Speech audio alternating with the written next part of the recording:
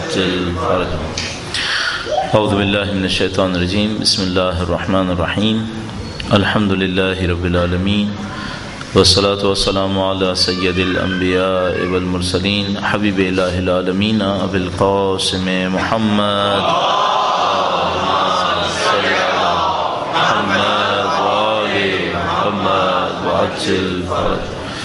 وعلى آلہ الطیبین الطاہرین سیما بقیۃ اللہ فی الارضین. قال اللہ تعالی فی کتابہ الکریم. بسم اللہ الرحمن الرحیم. ونريد أن نمن على الذين استضعفوا في الأرض ونجعلهم أئمة ونجعلهم الوارثين. ایک بار پھر درود بھیجے گا. محمد وعلی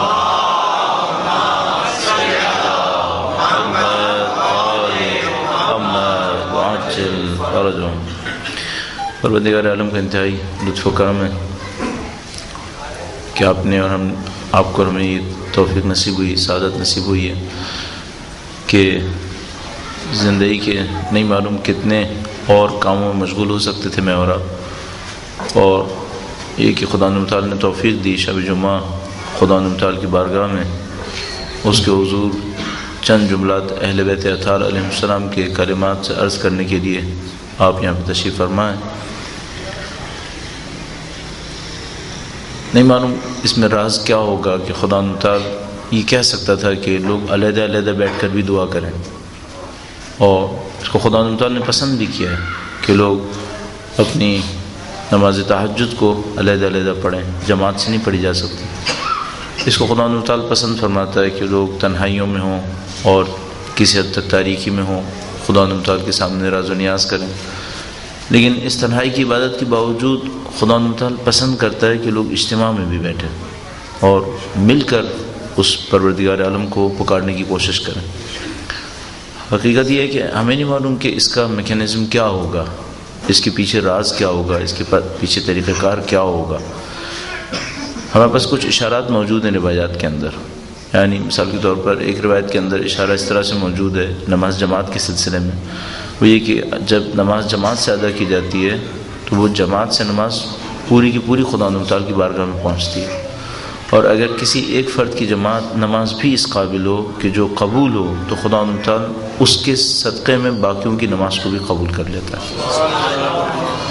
اب ہمیں نہیں معلوم کہ آیا یہ جو اجتماعی طور پر خدا تعالیٰ نے بٹھایا ہے دعاؤں کے اندر، کیا اس کے اندر بھی راز یہی ہے کہ خدا تعالیٰ چند مومنوں کی دعاؤں کو سنیں؟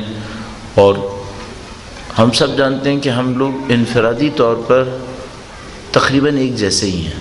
یعنی مثال کے طور پر ہم یہ نہیں کہہ سکتے کہ ہم انفرادی طور پر ایک دوسرے کا مقایسہ کریں تو زمین آسمان کا فرق ہوگا. نہیں، شاید ایسا نہیں ہوگا. یعنی اس میں تو کوئی شبہ نہیں ہے کہ ہم سب کے اندر کمی ہوگی، ہم سب کے اندر کوتاہی، خامی اور کچھ نہ کچھ لغزش ہوگی، گناہ ہوں گے. تو انفرادی طور پر بھی وہ گناہ گار ہیں اور اجتماعی طور پر بھی بیٹھیں تو گناہ گار ہی ہیں، اور بہت سارے گناہ گاروں کے جمع ہونے سے شاید گناہ زیادہ ہو جائیں گے اور تو کچھ نہیں ہوگا. لیکن نہیں معلوم خدا تعالیٰ نے اس کے باوجود ان لوگوں کے اجتماع کے اوپر زور دیا ہے کہ لوگ مل کر بیٹھ جائیں. شاید اس کے اندر کچھ اور چیز بھی بنا کرتی ہو جس کے بارے میں ہمیں ابھی اطلاع نہیں ہے. لیکن ایک بات سمجھ میں آتی ہے، وہ یہ کہ شاید ہر ایک کی خوبیوں کو خدا تعالیٰ جمع کروانا چاہتا ہے. مثلا یہاں پہ شاید کوئی ہوگا جس کے اندر کوئی خوبی ہوگی کہ وہ ہر شب جمعہ فلاں اچھا کام کرتا ہوگا. کوئی ایسا ہوگا یہاں پہ جس نے اپنے ماں باپ کے ساتھ بہت نیکی کی ہوگی. کوئی ایسا ہوگا جس نے دین کی خاطر کچھ قربانیاں دی ہوئی ہوں گی. شاید خدا تعالیٰ چاہتا ہے کہ میری اور آپ کی چھوٹی چھوٹی نیکیوں کو جمع کر کے ایک انسان کامل کا نمونہ معاشرے کے اندر بنا لے کہ ٹھیک ہے ان سب کے اندر کسی کے اندر ایک خوبی ہے، کسی کے اندر دوسری خوبی ہے، یہ سب لوگ جمع ہو جائیں اور اپنی نیکیوں کے ذریعے سے ان نیکیوں کو خدا تعالیٰ کی بارگاہ میں پیش کریں. بہرحال یہ دعا کے آداب میں سے ایک ادب ہے، اور جتنی اس میں ہم لوگوں کی توفیق بڑھتی چلی جائے گی اس کے اثرات ہمارے سامنے اور کھلتے چلے جائیں گے. ہم بہت آسانی سے کہہ سکتے ہیں کہ شاید پوری زمین کے اوپر، روئے زمین کے اوپر اس وقت دعا کا جو سب سے بڑا اجتماع ہوتا ہے، شاید ہم کہہ سکتے ہیں با مفہوم با معنویت اجتماع شاید مسجد مقدس کے اندر ہوتا ہے. شاید اس سے بڑا کہیں نہیں ہوتا، جس کے اندر مفہوم بھی ہو، جس کے اندر معنویت بھی ہو، خاص کر شب جمعہ کے موقع پر. اور یہ جو شب جمعہ ہے یہ عجیب وقت ہے. خدا تعالیٰ نے دشمنوں کو شب جمعہ کی فضیلت سے محروم کیا ہے. اگر آپ کبھی حجاز تشریف لے جائیں، مکہ مدینہ تشریف لے جائیں، آپ دشمنوں کو شب جمعہ سے بالکل غافل پائیں گے. وہ شب جمعہ کو توجہ بھی نہیں دیتے.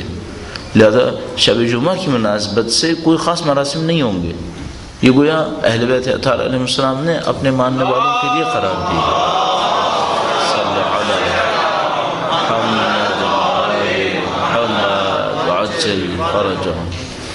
بس یہ بھی ایک فضیلت کہ خدا تعالیٰ نے شب جمعہ سے دوسروں کو محروم کر دیا اور ماننے والوں کو یہ فضیلت دے دی کہ وہ اس کے اوپر توجہ دے سکیں. اب سوال یہاں پہ یہ ہے کہ ہم دعا کو کس انداز سے دیکھیں اور دعا کے پیچھے کس راز کو حاصل کرنے کی کوشش کریں. ظاہر ہے کہ ہماری اپنی زندگی کے اندر کم ایسے مواقع آتے ہیں کہ ہم لوگ اجتماعی طور پر دعا کے لیے بیٹھتے ہوں. پہلے تو بالکل ہی نہیں ہوتا تھا. ابھی کچھ عرصے سے کچھ بہتری آنا شروع ہوئی ہے اور مثال کے طور پر اعمال ماہ رمضان کے اندر لوگ مل کے بیٹھ جاتے ہیں. کبھی کبھی دعائے کمیل کے اوپر یا کسی اور دعا کے اوپر مل کے بیٹھنے لگے ہیں تو تھوڑی حالت بہتر ہونا شروع ہوئی ہے. اور ہم دعا کو کس انداز سے دیکھیں. اور اس سے بڑھ کر ایک اور مسئلہ بھی ہے، وہ یہ کہ دعا کے بنیادی اجزاء کون سے ہیں. بنیادی اجزاء کون سے ہیں؟ ٹھیک ہے، آپ یہاں پہ تشریف فرما ہوں گے. مجھے یاد ہے میں اپنے بچپن میں یہیں اسی مسجد کے اندر آتا تھا ہمارے ماہ رمضان کو انجام دینے کے لیے، اور اس میں ہمارے سامنے دعائے جوشن کبیر ہوتی تھی. یعنی مجھے سمجھ میں نہیں آتا تھا، اب تو تقریباً واضح ہے، اس وقت بھی سمجھ میں نہیں آتا تھا کہ اس جوشن کبیر کا ہمیں فائدہ کیا ہونا ہے. اس میں یہ ہوتا تھا کہ سب لوگ اپنے اپنے کاموں میں مشغول ہوتے تھے. 3 افراد 4 افراد مائک کے سامنے بیٹھ جاتے تھے. وہ لوگ باری باری بند پڑھتے تھے. سب لوگ اپنے اپنے کاموں میں مشغول ہوتے تھے. جب ایک ہلہلہ سمجھتا تھا سبحانک یا اللہ، تو سب لوگ ادھر ادھر یعنی جو بھی مشغول ہوتے تھے وہ روک کے اس جملے کو کہتے تھے. ان میں سے کچھ لوگ پانی کے اوپر پھونک مار لیتے تھے، کچھ لوگ ایک گرہ کے اوپر پھونک مار لیتے تھے، کچھ لوگ یہ بھی نہیں کر رہے ہوتے تھے، اپنے کام میں مشغول ہو جاتے تھے. پھر اس کے بعد پھر وہ بند پڑھنے والا بند پڑھتا تھا، یہاں تک کہ پھر جب وہ رکے گا تو اچانک پھر لوگ سبحانک یا لا الہ الا اللہ الا انت. تو اب سوال یہ ہے کہ آیا واقعا دعا یہی ہے؟ ایک آدمی عربی میں پڑھ رہا ہے، پیچھے کسی کو کچھ نہیں پتا کہ جو پڑھا جا رہا ہے یہ کیا پڑھا جا رہا ہے. دل پر بھی تقریباً کوئی اثر نہیں ہو رہا ہے. یعنی یوں سمجھا جا رہا ہے جیسے ایک ٹیپ ریکارڈر نے بجنا ہے، باقی لوگوں نے سننا ہے اور یہ دعا پڑھ لی گئی ہے. اب یہاں پر میرا اپنے خیال ہے ایک سادہ سا جملہ جو ہمارے سامنے واضح کرتا ہے معاملے کو، وہ یہ کہ بھائی اس طرح سے دعا پڑھنی نہیں ہے بلکہ دعا مانگنی ہے. اصل میں ہم نے دعا مانگنی ہے، ہم نے دعا پڑھنی ہے ہی نہیں اصل. یعنی اگر طے یہ ہے کہ میں یہاں سے دعا پڑھنا شروع کروں گا اور آپ سنیں گے کہ میں نے دعائے کمیل عربی میں کیسی پڑھی، تو پھر صرف میں نے پڑھی ہے، آپ نے پڑھی بھی نہیں ہے اور آپ نے سنی ہے. اور اگر آپ صرف پڑھنا چاہتے ہیں تو میں آپ سے عرض کر دوں گا آپ کو دعائے کمیل پڑھنی نہیں ہے بلکہ دعائے کمیل مانگنی ہے. اب سوال یہ کہ آپ نے دعا مانگی ہے. تو بہت دفعہ آپ ایسا سنیں گے، دیکھیں گے کہ 3 گھنٹے اعمال ہونے کے باوجود شاید 2 منٹ وہ وقت ہوگا جب آپ نے کچھ مانگا ہوگا.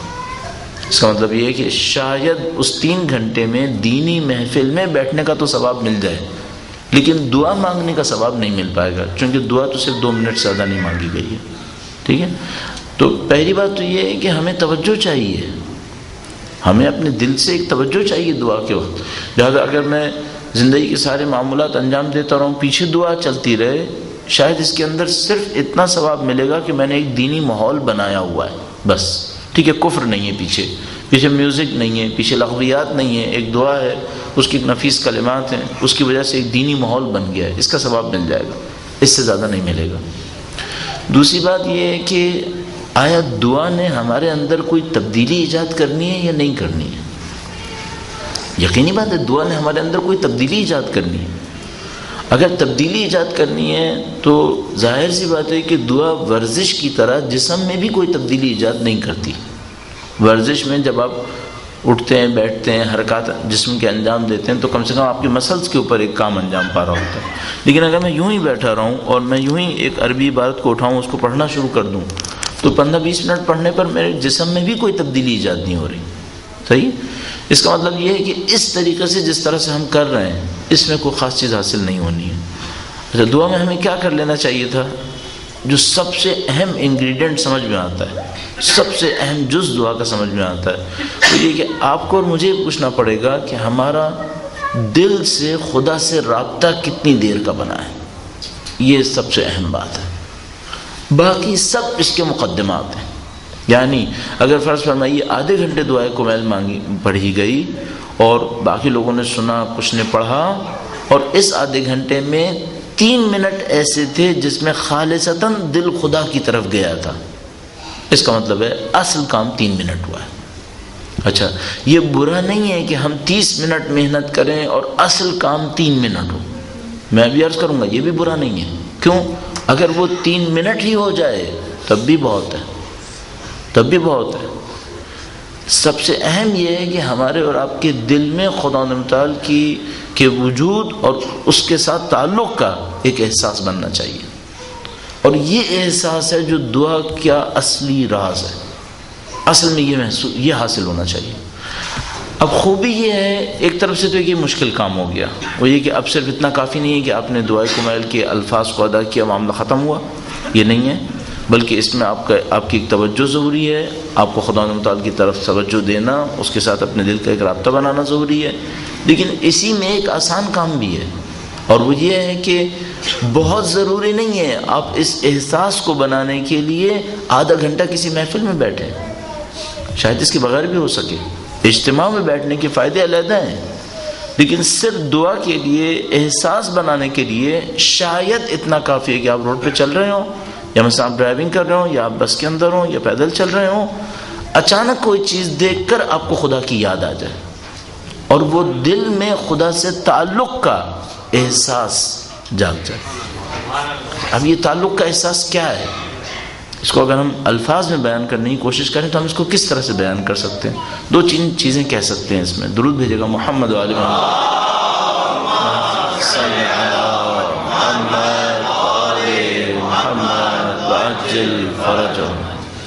ہم متمرکز ہو رہے ہیں اس پہ کہ جب بھی ہم دعا مانگیں یا دعا کی حالت ہمارے اندر ایجاد ہو تو ہمارا خدا کے ساتھ ایک تعلق جڑے, تعلق کا ایک احساس بنے. اچھا, اس تعلق کے احساس کے اندر کیا ہوتا ہے؟ پہلی بات, دل سے ہر قسم کی مکاری, ہر قسم کا فریب چلا جاتا ہے. بہت سادگی کے ساتھ, خلوص کے ساتھ خدا ہونے اور خدا کے ہونے اور اپنے اس کے بندے ہونے کو ہم سمجھ رہے ہوتے ہیں. بس اس تعلق کے احساس کے لیے پہلی شرط جو ہمیں چاہیے وہ خلوص اور سادگی ہے. ہمیں مکاری نہیں چاہیے, ہمیں فریب نہیں چاہیے, ہمیں کوئی ہوشیاری نہیں چاہیے. کاش ایسا ہو دنیا کے سارے انسان سادہ ہو جائیں, چاہے سب بے وقوف ہو جائیں, مکار نہ ہو, فریب دینے والے نہ ہو. اور یہ دعا کا اصلی ایک جز ہے کہ دلوں میں ایک سادگی آئے, پوری سادگی کے ساتھ خدا کے بارے میں سوچیں. اچھا, اب ہم لوگوں کے ساتھ مشکل یہ ہو گئی ہے کہ مثال کے طور پر جب میں آپ کے ساتھ یہ گفتگو کر رہا ہوں اب بھی ہم میں سادگی نہیں آ پاتی. اب بھی سننے والے, بولنے والے 10 چیزوں کو سوچ رہے ہوتے ہیں اور اس خدا کے لیے سادگی کو احساس نہیں کر رہے ہوتے. اب یہ مجھے سمجھ میں نہیں آتا کہ اگر ہم اپنی ان دینی محفلوں کے اندر بھی اس سادگی کو احساس نہیں کر پائیں گے تو پھر کب ہوگا یہ؟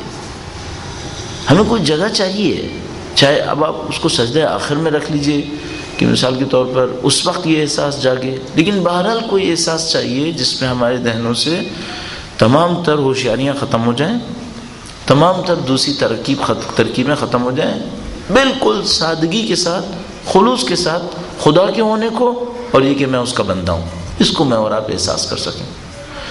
اچھا, اس کے لیے شاید بہتر ہے کہ کچھ دیر کے لیے اپنی ساری آئیڈینٹیٹیز کو بھلا دیں, اپنی ساری شناخت بھلا دیں. میں کون ہوں, کیا ہوں, کیسا ہوں, دوسروں سے میرا تعلق کیا ہے, میں زندگی میں کیا کرتا ہوں, فی الحال تھوڑی دیر کے لیے ان تمام چیزوں کو بھلا دیا جائے. اور اب تصور فرما رہے ہیں کہ خدا تعالیٰ نے میدان عرفہ میں اس احساس کو جگانے کے لیے کتنی محنت کروائی ہے. سفید کپڑے پہنوائے, گھروں سے نکالا ہے, ریگستان میں چھوڑا ہے, ہر قسم کی بندش پابندی لگائی ہے, آئینہ نہیں دیکھ سکتے, فلاں خوشبو نہیں استعمال کر سکتے, فلاں لذت سے محروم کرو, سب سے دور کیا ہے, تاکہ کچھ دیر کے لیے اپنے آپ کو بھلائیں اور میرے جمال پہ توجہ دیں. کچھ دیر کے لیے یہ ہمیں چاہیے اس وقت. اگر آپ کو صحیح دعا مانگنی ہے آپ کو کچھ دیر کے لیے اپنے آپ کو بھلانا پڑے گا. آپ نہیں ہیں، خدا ہے. بس کچھ دیر کے لیے سادگی آ جائے دل کے اندر، مکاریاں ختم ہو جائیں، ہوشیاریاں ختم ہو جائیں، برتری کے احساس ختم ہو جائیں، میں اس سے برتر ہوں، میں اس سے بہتر ہوں، یہ سارے احساسات ختم ہو جائیں، جس کو میں نے ایک جملے میں آپ کی خدمت میں عرض کیا. ہر قسم کی شناخت ختم ہو جائے، ہماری شناخت ختم ہو جائے، خدا کی شناخت باقی رہے. یہ پہلا حصہ ہوگا. بس ہم کہہ رہے تھے کہ ہمیں خدا سے ایک تعلق چاہیے. اس تعلق کے احساس کو ہم نے قیمت دی کہ دعا کے اندر تعلق کا احساس وہ قیمت رکھتا ہے. اور اس احساس کو حاصل کرنے کے لیے ہم نے عرض کیا کہ ہمیں اپنی شناخت کو ختم کرنا ہوگا، سادگی اور خلوص کے ساتھ خدا کے ہونے کو درک کرنا ہوگا.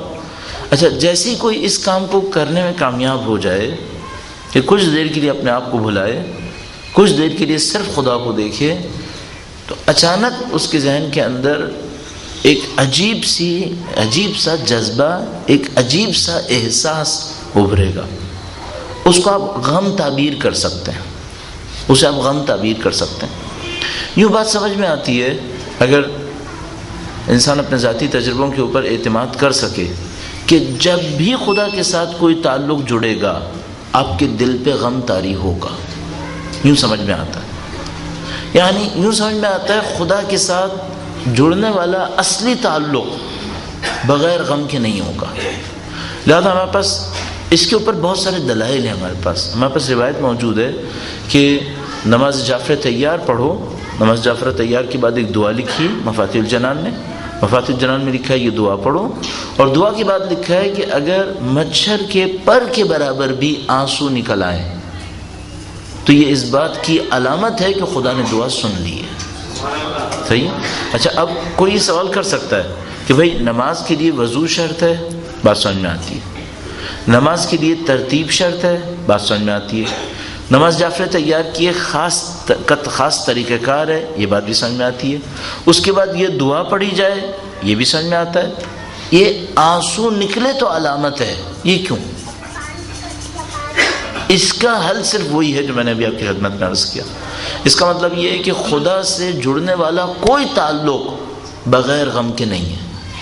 اس میں غم ہے، اس میں دل میں وہ جو فارسی میں اور عربی میں ہم حزن تعبیر کرتے ہیں، اور اردو میں ہم اس کو، ہمارے پاس بہت سارے احساسات کے لیے عربی اور فارسی میں، عربی میں خاص کر مختلف الفاظ ہیں، اردو میں ایک لفظ غم ہے. صحیح، اس کے سوا نہیں ہے ہمارے پاس. لہذا کسی میت کے اوپر غم ہے، اور اس کو بھی میں غم کہہ رہا ہوں، جبکہ یہ میت کے اوپر حاصل ہونے والے احساس سے بہت مختلف ہے، یہ وہ نہیں ہے. صحیح ہے، لیکن ہمارے ہاں شاید خشیت کا لفظ اتنا واضح نہیں ہے. صحیح. اچھا، خشیت میں بھی یہ وہ نہیں ہے، خشیت میں بھی یہ احساس نہیں ہے. خشیت کیا ہے؟ مثلا کسی چیز کی بہت بڑی عظمت کو دیکھ کر انسان اپنے دل میں لرز جائے، شاید اس کو ہم خشیت تعبیر کر سکتے ہیں. اگر ڈرنے لگے تو اس کو ہم خوف تعبیر کرنے لگتے ہیں. اگر محرومیت کا احساس ہو تو شاید اس کو ہم غم تعبیر کرتے ہیں.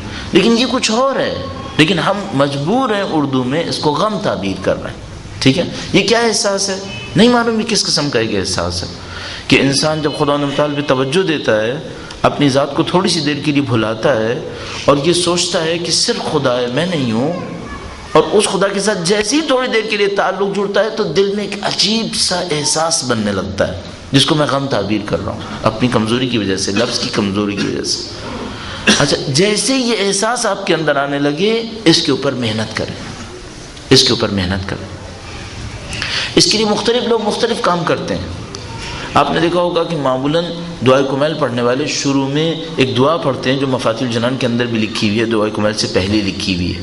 اور یا مثلاً یا دائم الفضل علی البریہ، اور یہ سب دعائیں کیوں پڑھی جاتی ہیں؟ بلکہ مجھے یاد ہے جب معمولاً حرم میں ادھر ادھر کہیں دعائے کمیل ہوتی تھی تو پڑھنے والا لوگوں سے کہتا تھا کہ کچھ دیر کے لیے اپنے دل کے تاروں کو خدا سے جوڑنے کی کوشش کریں. یہاں کچھ ہے، اس کے بغیر دعا نہیں ہے، اس کے بغیر دعا نہیں ہے. اور کاش میں اور آپ دعا سے پہلے اور ہر نماز سے پہلے بہتر ہے اس کے اوپر محنت کر لیں، تھوڑی دیر کے لیے ہمارے دل پہ وہ غم انگیز کیفیت طاری ہو جائے۔ اچھا یہ پتہ نہیں کہاں سے بات ثابت ہو پائے گی، کم سے کم تجربے سے ثابت ہوتی ہے، روایت سے شاید میرے پاس ایسی کوئی روایت نہیں جو ثابت کر سکے، لیکن تجربے سے ثابت ہوئی ہے۔ وہ یہ کہ اگر آپ بیوی کے نام کی تسبیح کو درود بھیجے گا محمد وعلی محمد وآل محمد وعجل فرجہ، بیوی کے نام کی تسبیح کو اس طریقے سے پڑھیں تو اس میں وہ غم کی کیفیت شروع ہو جاتی ہے بہت آسانی سے۔ یعنی مجھے نہیں پتا آیا سب کے ساتھ یہی ہوگا، لیکن یہ مجھے پتا ہے کہ اب تک جتنے لوگوں کو میں نے کہا ہے ان کے ساتھ معمولاً یہی ہوا ہے، ٹھیک ہے۔ اور اس میں طریقہ کار بہت سادہ ہے، وہ یہ کہ آپ جب تسبیح پڑھنے لگیں تو آپ یوں احساس کریں جیسے آپ کے دل میں، جس میں خون کی ایک دھڑکن ہے، دل کی دھڑکن ہے جس سے خون مختلف جگہوں پہ پہنچ رہا ہے، جیسے آپ کا یہ دل اللہ اکبر کہہ رہا ہے۔ اس کو کبھی تجربہ کر کے دیکھیں آپ، جیسے آپ یہ کام کرنا شروع کریں گے کچھ ہی دیر کے بعد، یعنی مثلا 20 دفعہ 15 دفعہ کہنے کے بعد آپ اپنے دل میں ایک تھوڑا سا غم کا احساس پائیں گے۔ اس کے اوپر محنت کریں۔ یہ غم کا احساس اس بات کی علامت ہے کہ کچھ رابطہ جڑنا شروع ہوا ہے، آپ کو اس کے اوپر محنت کرنی پڑے گی۔ آپ یقین فرمائیے، میں اس پہ یہ تو قطعی ہے، اگر ان لوگوں کے اوپر جو اہل دعا ہیں، جو اہل نماز ہیں، اگر ان پر یہ کیفیت نہیں آئے تو یہ دیوانے ہو سکتے ہیں، یہ اتنے اس کیفیت کے عاشق ہوتے ہیں۔ اگر ان پر یہ کیفیت نہیں آئے یہ پاگل ہو جائیں گے بعض اوقات، اگر ان پر یہ کیفیت نہ آئے۔ کیوں؟ اس کیفیت میں کوئی لذت لیتے ہیں، اور اس کیفیت میں بعض اوقات ان کو عجیب و غریب قسم کی لذت ملتی ہے۔ اچھا اس کیفیت کو کیسے ایجاد کرتے ہیں؟ یہ تو ایک طریقہ کار میں نے آپ کی خدمت میں عرض کیا۔ دوسرا طریقہ کار اور سادہ، جو بھی جملہ یا ذکر ایسا ہو جو آپ کے دل کو بھا جائے، جو آپ کے دل کو متاثر کرنے لگے، اس ذکر کو دعا سے پہلے کئی دفعہ پڑھ لیں تاکہ آپ کا دل، اچھا اس کو ہم ایک اور تعبیر بھی کر سکتے ہیں، ابھی ذہن میں آئی، اس کو ہم دل کو نرم کرنا بھی کہہ سکتے ہیں، دل کو پگھلا دینا بھی کہہ سکتے ہیں، ٹھیک ہے، کہ باقی سارے تعلقات ختم ہو گئے، باقی ساری یادیں ختم ہو گئی ہیں، صرف خدا سے ایک یاد جڑی ہوئی ہے، اور اس کے نتیجے میں دل کے اوپر کچھ اثر پڑ رہا ہے، اس کو ہم کہہ سکتے ہیں کہ خدا کی یاد میں دل کچھ نرم ہوا ہے۔ اچھا ایک بات اور سمجھ میں آتی ہے، وہ یہ کہ شاید ہی کوئی قوم دنیا میں ایسی ہو شیعت کے سوا جس کے پاس غم کی یہ کیفیت اتنی آتی ہو۔ یہ عجیب و غریب بات ہے، کوئی قوم مجھے نہیں معلوم کسی کے اوپر غم کی یہ کیفیت اتنی آتی ہو جتنا سید الشہداء کے ماننے والوں پر آتی ہے۔ بعض قومیں ایسی ہیں جن کے لیے رونا بہت سخت ہے، اور یوں احساس ہوتا ہے جیسے اس رونے میں خدا سے کوئی رابطہ ہے اور وہ اس رابطے سے محروم ہے۔ آپ کے اور میرے لیے بہت اچھا وقت وہ وقت ہے جب میں اور اب سید الشہداء کے غم میں ہوں، یہ بہت اچھا وقت ہے۔ بہرحال اب 2-3 چیزیں ہو گئیں، ایک تو میں نے آپ کی خدمت میں تسبیح کے سلسلے میں عرض کیا، دوسرا یہ کہ کوئی بھی دعا، کوئی بھی جملہ جو آپ کو متاثر کرے، مثال کے طور پر کون سا جملہ ہو سکتا ہے؟ جیسے کہ آپ نے دیکھا ہوگا یہ دعا پڑھنے والے دعائے کمیل کے بعض جملات پہ پہنچ کر اس کو تکرار کرتے ہیں، مثال کے طور پر یا غیاث المستغیثین۔ اب ممکن ہے کسی کے اوپر اس جملے کا اثر بہت زیادہ ہوتا ہو، یا غیاث المستغیثین، تو وہ کیا کرے، تھوڑی دیر دعا پڑھنے سے پہلے اس جملے کو دل کی گہرائیوں سے دہرائے، اس خدا سے اپنے رابطے کو جوڑنے کے لیے۔ مثلا ممکن ہے کسی اور کے اوپر کسی اور چیز کا اثر ہوتا ہو، مثلا حضرت موسیٰ علیہ السلام درخت کے نیچے بیٹھے ہوئے تھے، ہر چیز سے محروم، تو خدا تعالیٰ سے درخواست کرتے ہیں، کہتے ہیں ربی انی لما انزلت الی من خیر فقیر، خدا تو نے جو بھلائی بھیجنی ہے میں اس کے لیے فقیر ہوں، میں اس کے لیے پریشان ہوں۔ یا مثلا شہید اول یا شہید ثانی جب مصیبت میں پڑے تو خدا سے کہا کہ ربی انی مغلوب فانتصر، خدا میں مغلوب ہو گیا ہوں، میرے اوپر دشمنوں نے غلبہ کر لیا ہے، میری نصرت کر، نہیں مانوں۔ اور مثلا حضرت ذنون فرماتے ہیں کہ خدا تعالیٰ کے سامنے کہ خدا میرے ساتھ یہ مشکل ہے، اور تو میری مشکل کو آسان کر دے۔ ہر ایک کا اپنا ایک جملہ ہو سکتا ہے، اور مثال کے طور پر ممکن ہے کوئی اس جملے سے بہت لطف لے، ربنا عاملنا بفضلک یا کریم ولا تعاملنا بعدلک یا رحیم، اے خدایا ہم سے اپنے فضل و کرم کا معاملہ کر، ہم سے عدل کا معاملہ نہ کر، ہم یہ نہیں سہ سکتے۔ اب کیا پتہ کس کے دل کے اوپر کون سا جملہ اثر ڈال دے۔ مثال کے طور پر کہیں پہ خدا تعالیٰ سے کوئی یہ جملہ مانگتا ہے کہ خدایا ہمارے ساتھ وہ کر جس کا تو اہل ہے، نہ وہ کر جس کے ہم اہل ہیں، ہم کسی بھی چیز کے اہل نہیں، وہ کر دے جس کا تو اہل ہے۔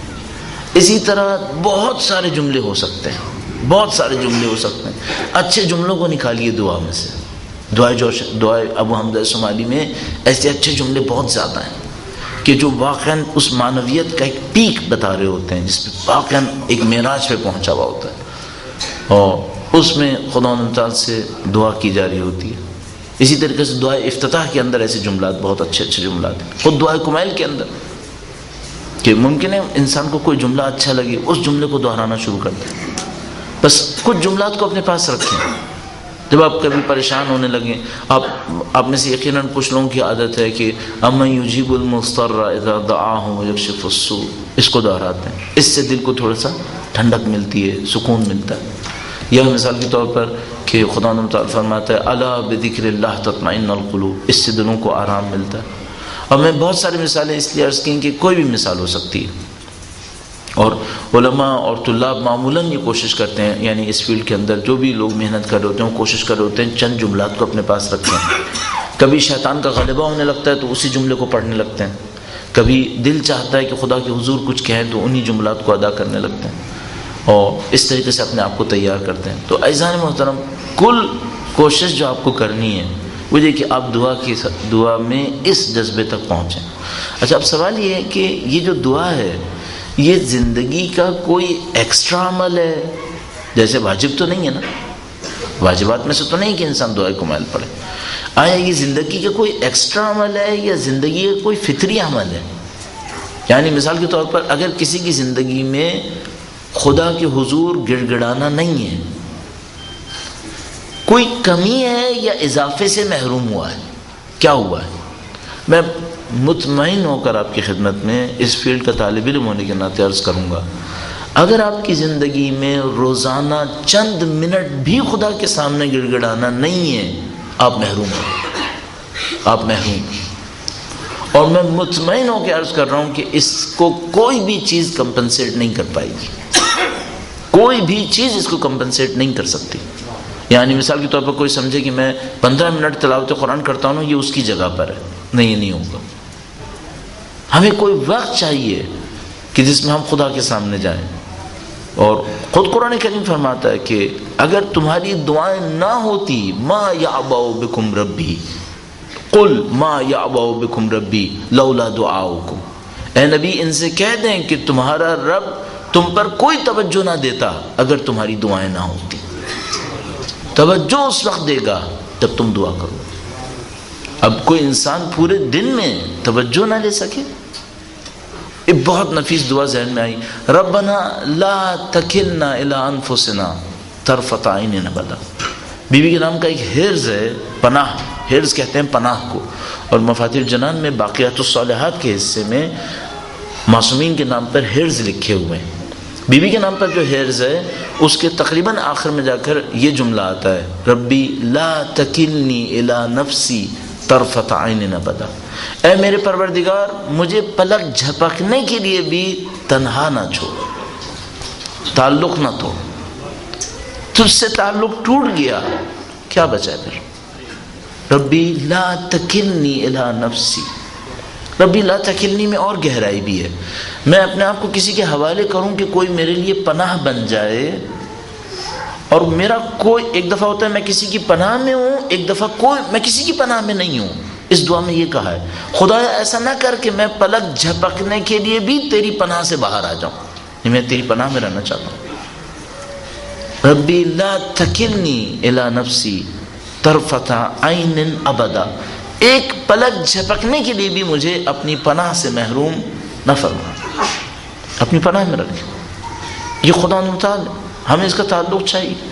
لہذا میں آپ کی خدمت میں یہ سمجھ پا رہا ہوں، یہ عرض کروں گا کہ پورے دن میں چند منٹ ضرور ہونے چاہیے آپ کی زندگی میں، چاہے 1 منٹ، چاہے 2 منٹ، چاہے 10 منٹ آپ کی اور میری توفیقات کے اوپر، جس میں آپ اور میرے ساتھ کوئی نہ ہو، صرف خدا ہو، اور میں اپنے خدا سے گفتگو کر سکوں. یہ میرے پاس ہونا چاہیے. کسی بھی زبان میں کروں، اردو میں کروں، عربی میں کروں، کسی بھی زبان میں کروں، وہ بول سکوں جس کو بول کر میرا دل ٹھنڈا ہو جائے خدا کے سامنے، جس میں میں اپنی بندگی کا اظہار کروں کہ خدا میں تیرا بندہ ہوں، اور میں اپنی غلطیوں کو بھی قبول کروں. آپ نے دیکھا ہے کہ نماز شب کے اندر 300 دفعہ یہ جملہ، یہ لفظ کہنے کو کہا گیا ہے، العاف العاف. صحیح ممکن ہے کوئی کہ میں 300 دفعہ نہیں کہہ سکتا، میں کہوں گا 15 دفعہ کہو، 10 دفعہ کہو، لیکن کوئی کام ایسا کر لیں جس سے روزانہ خدا ہو آپ کی اور میری زندگی کے اندر، اور کوئی چیز اس کی جگہ نہیں آ پائے گی. میں مطمئن ہوں کہ آپ کی خدمت میں عرض کر رہا ہوں. اور اگر میں اور آپ یہ کام کر گئے، چند منٹ ہر روز مخلصانہ خدا کی بارگاہ میں کھڑے اور اس کے سامنے اگر توفیق نصیب ہو جائے تو آنسو بہا لیں. یہ توفیق چاہیے. مطمئن ہو کہ میں پھر آپ کی خدمت میں عرض کروں گا، ہر روز میسر نہیں ہوگا. یعنی میں اگر یہ تصور کروں کہ میں رات کو گناہ کر کر کے سوؤں گا اور اگلے دن مجھے خدا کی بارگاہ میں رونا نصیب ہوگا، نہیں ہوگا، یا نہیں ہوگا. بعض اوقات میں تڑپوں گا اس بات کے اوپر، اور میں اس وقت میں جب سے پاکستان واپس آیا ہوں، شاید کہہ سکتا ہوں کہ دسیوں تو بہت ہی آسانی سے، سینکڑوں بھی کہہ دوں گا، کہہ سکتا ہوں شاید کہ سینکڑوں کیس یہ سنے ہیں میں نے جس میں سامنے والا کہتا ہے کہ ایک وقت تھا جب میں خدا کی بارگاہ میں 2 گھنٹے روتا تھا، یہ توفیق میرے ہاتھ سے نکل گیا، میں فجر کی نماز بھی نہیں پڑھ پا رہا، اب مجھے نماز میں مزہ ہی نہیں آتا، مجھے عبادات میں مزہ ہی نہیں آتا. یعنی اگر آپ اس کی تفصیلات کو نکال دیں تو اس تھیم کے اوپر کہ پہلے مزہ آتا تھا اب مزہ بالکل نہیں آتا، یہ پھر سینکڑوں مثالیں مجھے بتائیں پھر یہ کیوں ہوتا ہے ایسا. اگر یہ صرف چند جملے کہنے سے ہوتا تو یہ تو ابھی بھی وہ جملے کہہ رہا ہے، یہ اس کا مطلب ہے اس کے پیچھے کچھ اور راز ہے. ابھی ایک بات سمجھ میں آتی ہے، وہ یہ کہ شاید جس کو خدا پسند نہیں کرتا اسے اپنی محفل سے نکال دیتا ہے، یوں سمجھ میں آتا ہے. یعنی جس کی آواز کو تنہائی میں سننا پسند نہیں کرتا اسے نکال دیتا ہے، کہتا ہے یہ تنہائی کا بندہ نہیں ہے. ٹھیک ہے، پبلک کے سامنے جائے، لوگوں کے سامنے روئے، لوگوں کے سامنے چیخے، میرے سامنے تنہائی میں نہیں کہے گا، میں نہیں سنوں گا، نعوذ باللہ تعالی. اور جن کو پسند کر رہا ہوتا ہے ان کو تنہائی میں رونے کا موقع دیتا ہے، موقع دیتا ہے. آپ کو جب کبھی یہ موقع ملے غنیمت جانیں، خاص کر تنہائی میں. یعنی مثلا شاید میں بچکانہ سے ایک مثال عرض کر رہا ہوں، شاید ایسا ہو کہ آپ سونے کے لیے لیٹنے والے تھے، اچانک آپ کے دل میں خدا کی کوئی یاد آ گئی، یوں ہی تکیے پہ سر رکھے ہوئے روتے رہے.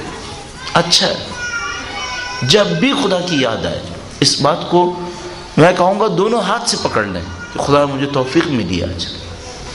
اور یہ اگر ملتا رہے ہر روز تو نعمت، بہت بڑی نعمت ہے. تو اس کے لیے پھر میں دوبارہ عرض کروں گا، شاید سے بارہ وجہ کہ دن میں سے وقت نکالیں چند منٹ. اچھا، اس کے لیے کوئی نہ کوئی مقدمہ آپ کو بنانا پڑے گا. ایک تو میں نے یہ عرض کر دیا کہ ممکن ہے آپ کچھ الفاظ بار بار کہیں، اس سے آپ کا دل ٹھنڈا ہو جائے. ممکن ہے کہ آپ نماز شب کی دعائے قنوت میں اس کام کو انجام دیں. جب نماز شب میں آپ دعائے قنوت پہ پہنچیں، آپ کہیں العاف العاف کہتے کہتے اچانک آپ اپنے دل کے اندر ایک خاص احساس کریں کہ اب گویا میں شاید تیار ہو گیا ہوں. چند جملے خدا متعال سے آپ اردو زبان میں کہنا شروع کر دیں.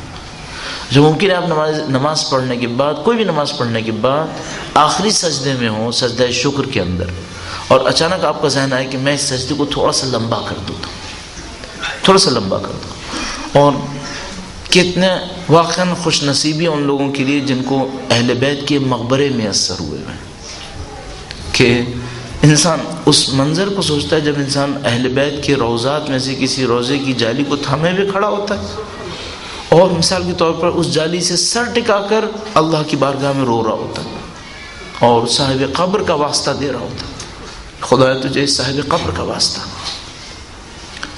میں سوچتا ہوں کہ ٹھیک ہے ہم کسی مقبرے کے نزدیک نہیں ہیں، لیکن یقیناً ہم وقت کے امام سے دور بھی نہیں ہیں۔ کیا ہم نہیں کر سکتے کہ جب بھی اللہ کی بارگاہ میں ہم دیکھیں گے نہیں ہمارے ساتھ کچھ مشکل ہے، ہم شاید نہیں کہہ پا رہے، تو خدا کو اس حجت کا واسطہ دیں۔ اس حجت سے مظلوم اس وقت روئے زمین پہ کون ہو سکتا ہے؟ اور خدا نے مظلوم کی آواز سننے کا وعدہ کیا ہے۔ ہم خدا متعال کو خدا کی مظلوم حجت کا واسطہ دے سکتے ہیں۔ خدا تیری مظلوم حجت کا واسطہ تجھے۔ لوگ بالباب یہ انسان محترم اس حالت کو اپنے اندر بنانے کی کوشش کریں۔ یہ حالت آپ کی زندگی کا سرمایہ ہے۔ آپ یقین کر سکتے ہیں کہ ہم لوگ مرنے کے بعد شاید ایسے کسی ایک منٹ کو ترسیں گے کہ کاش روزانہ 2 منٹ نکال لیتے۔ ہم ترسیں گے۔ ہمارے پاس روایت موجود ہے کہ لوگ تنہائی میں کی جانے والی عبادتوں پہ ترسیں گے، کاش ہم بھی کر لیتے۔ کسی کا سنیں گے کہ وہ زیادہ کرتا تھا تو تڑپیں گے، اور قیامت کے دن اس بات پہ افسوس کرے گا کہ میں کرتا کیوں نہیں تھا، بس وقت بھی تھا، میں صحت مند تھا، میں اٹھ سکتا تھا، اور عجیب بات یہ ہے کہ لغویات کے لیے وقت تھا میرے پاس اور اس کے لیے نہیں تھا۔ یعنی میں اپنے طور پہ سوچوں گا، مثلا میں کہوں میرے پاس کتاب پڑھنے کے لیے وقت تھا، اس کے لیے وقت کیوں نہیں تھا؟ اگر میرے پاس کمانے کے لیے وقت تھا تو خدا کے حضور اعتراف کرنے کے لیے وقت کیوں نہیں تھا؟ ہر چیز کے لیے وقت تھا، اس کے لیے وقت نہیں تھا؟ کیا واقعاً وقت نہیں تھا، یا میں نے سوچا نہیں تھا، یا میرے گناہوں نے مجھے بدبخت کر دیا تھا کہ میں خدا سے دور ہو گیا تھا؟ اصل مسئلہ یہی ہے۔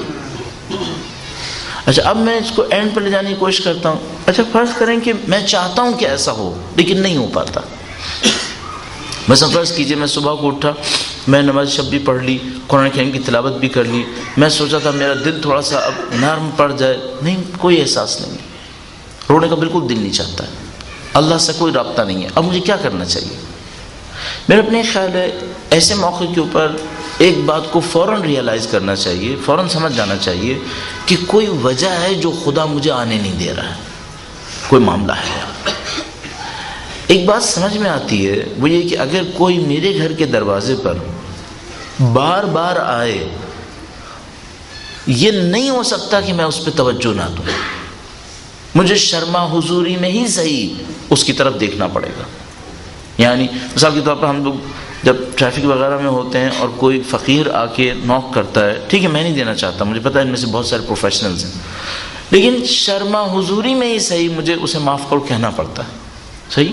یہ نہیں سمجھ میں آتا کہ کوئی میرے دروازے پہ آئے اور کھٹکھٹائے اور میں نہ دیکھوں، میں نہیں کر سکتا تو خدا کرے گا؟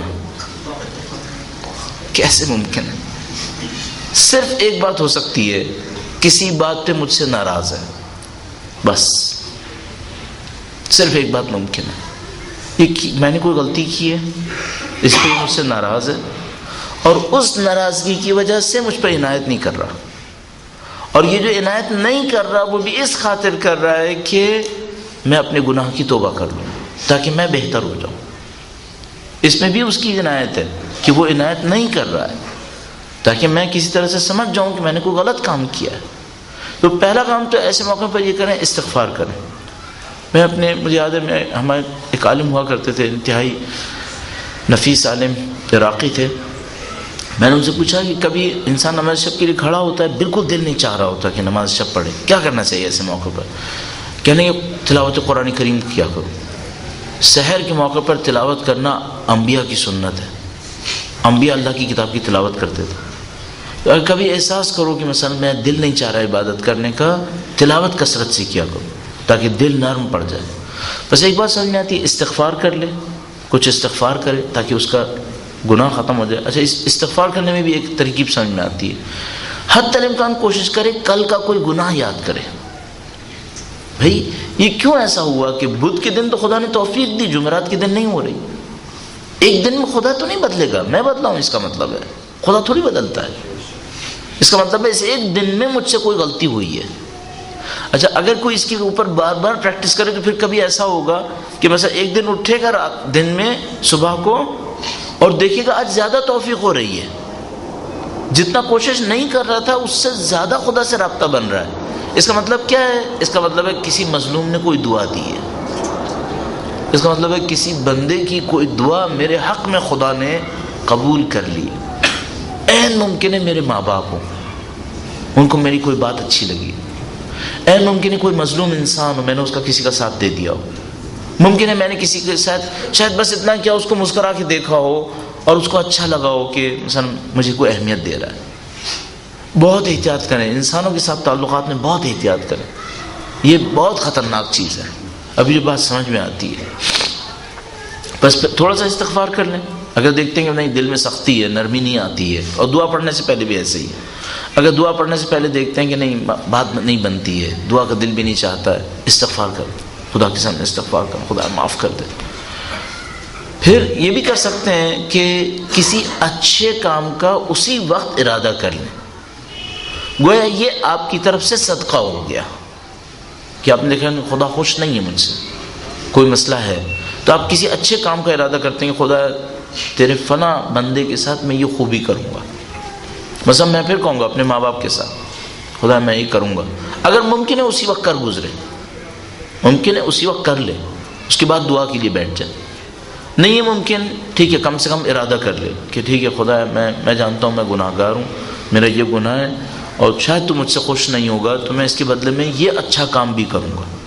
اگر مثال کے طور پر خدا نہ کرے نعوذ باللہ کسی کا کوئی حق میرے اوپر ہے، تو میں خدا سے وہیں بیٹھے بیٹھے وعدہ کر لوں کہ خدا میں اس بندے کے حق کو ادا کر دوں گا، میں اس کا حق اپنے سر پہ نہیں رکھوں گا۔ اور اس طرح کی بہت ساری چیزیں ہو سکتی ہیں۔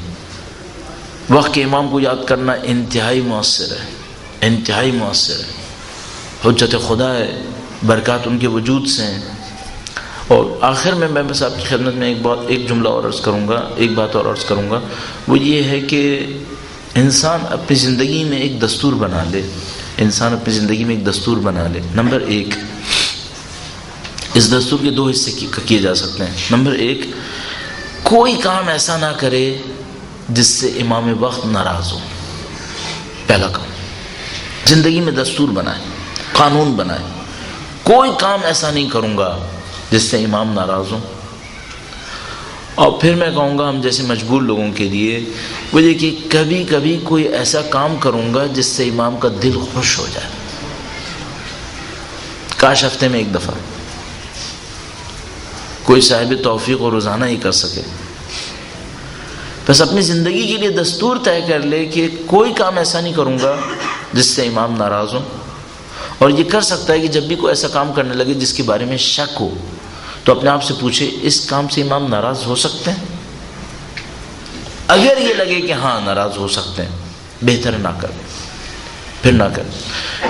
آخری بات اسی توفیق کے چیپٹر میں عرض کروں گا، دستور میں نے عرض کر دیا آپ کی خدمت میں، اس پہ زیادہ تاکید نہیں کر پائیں گے، وقت ہمارا ختم ہو رہا ہے۔ توفیق کے چیپٹر میں ایک بات اور سمجھ میں آتی ہے،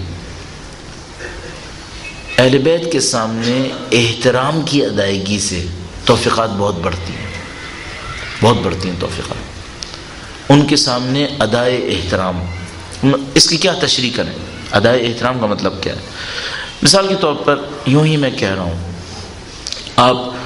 آپ نے سید الشہداء کا نام لیا اور اچانک آپ کے ذہن میں آیا کہ میں نے سر نہیں جھکایا تھا، آپ کو سر جھکا لینا چاہیے۔ آپ نے کہا کوئی نہیں دیکھنے والا، مطلقاً کوئی دیکھنے والا نہیں ہے، صرف آپ ہیں اور خدا ہے۔ کہیں آپ نے امام کا نام لکھا دیکھا اور آپ نے کہا کہ دل ہی دل میں ایک درود بھیجتا ہوں امام کے نام، ادائے احترام۔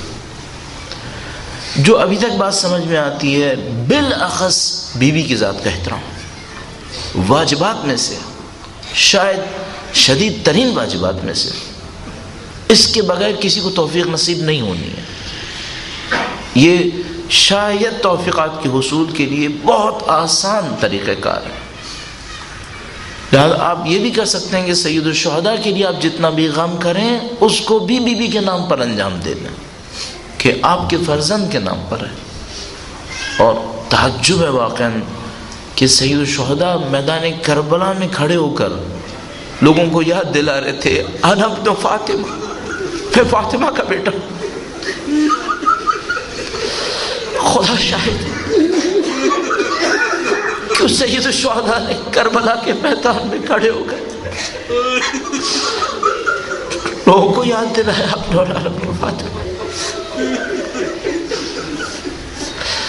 ہم لوگ 1400 سال کے بعد صرف لفظ جانتے ہیں اور ہمیں گریہ ہوتا ہے جب اتنا سا لفظ سنتے ہیں کہ سید الشہداء شہید ہو رہے تھے اور بی بی زینب دیکھ رہے تھے۔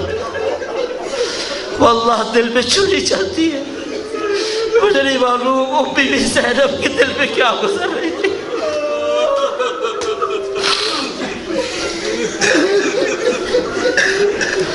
ہم سید الشہداء سے بہت دور ہیں، 1400 سال کا فاصلہ ہے،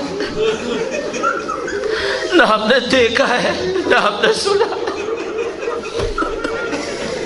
اور مظلومہ کا بھائی شہید ہو رہا تھا جس کے ساتھ ہمیشہ زندگی گزاری تھی۔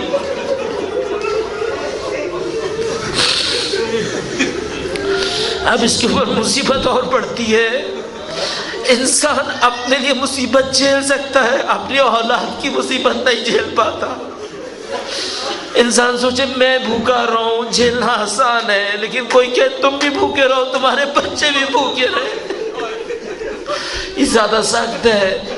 اب میں کہوں گا ایک لمحے کو سوچو، بی بی سیدہ دیکھ رہی ہے، ایک بچہ شہید ہو رہا ہے، ایک بچی دیکھ رہی ہے، کوہرام ہوگا یہ۔ اور بیوی نے کیسے برداشت کیا ہوگا، ہمیں نہیں معلوم کہ مصیبت کے لمحات بیوی نے کیسے برداشت کیے ہوں گے۔ اس کے بعد مسلسل مصیبتیں آتی رہیں۔ شاید واقع کربلا میں بی بی کی زبان سے جو جملے غم انگیز جملے نکلے ہیں، اگر انسان ان کو جمع کرے چند جگہوں کے اوپر، ہم تاریخی طور پر ثابت کر سکیں کہ ہاں بی بی نے یہ جملے کہے ہیں۔ سید الشہداء کے کچھ جملات ہیں جن کے بارے میں ہم یقین کر پا سکتے ہیں کہ یہ سید الشہداء نے کہے ہیں۔ احتمالات قوی جن جملات کے اوپر ہیں ان میں سے ایک بی بی زینب کا جملہ ہے جب سید الشہداء کا لاشا پامال ہو رہا ہے، گویا سید الشہداء کے لاشے پر بی بی زینب نے فرمایا ہے کہ سب کا کوئی وارث ہے، میرے بھائی کا کوئی نہیں ہے۔ واللہ اگر یہ جملہ واقعی ہے تو واقعاً ماتم ہے۔ خدا عظیم الشان ہے، خدا عظیم الشان ہے، اس نے پوری دنیا کو دکھایا ہے جس کا کوئی وارث نہیں تھا، اب کروڑوں وارث ہیں، جس کے لاشے کا احترام نہیں تھا اس کی قبر زیارت گاہ ہے، جو خود بھی گورو کفن تھا اس کا کفن نعمت ہے۔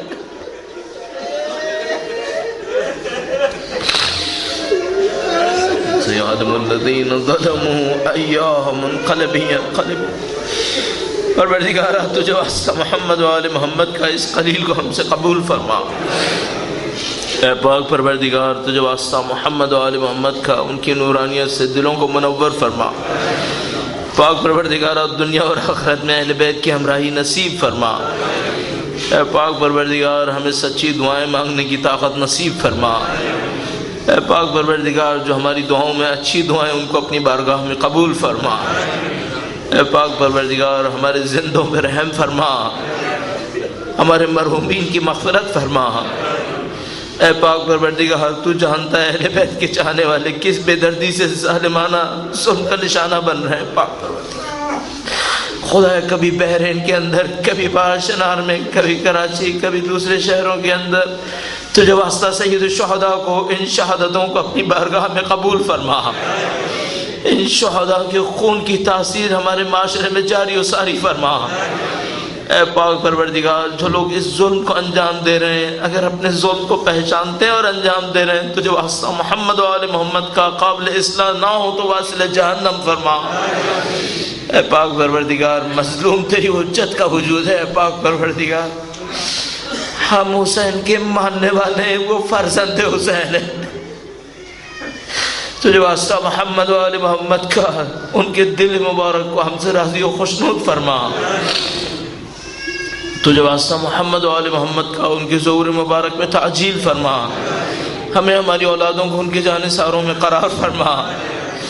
خدا ہے تجھے تیری اچھائیوں کا صدقہ، تجھے تیری حسنات کا صدقہ ہے پاک پروردگار، وہ تیرے اندر صرف حسنات ہیں۔ خدا ہے تجھے ہماری کمزوریوں کوتاہیوں کا پتہ ہے پاک پروردگار، تجھے اہل بیت کی قربانیوں کا واسطہ اپنی بارگاہ میں ہمارے تمام گناہوں، لغزشوں اور خطاؤں کی مغفرت فرما۔ اس مغفرت کے صدقے میں پاک پروردگار اہل بیت کی قربانیوں کے صدقے میں ہمیں شہادت کا مقام نصیب فرما، علم، تقوی اور شہادت کو ہماری اولادوں میں قرار فرما۔ ربنا تقبل منا انك انت السميع العليم برحمتك يا ارحم الراحمين۔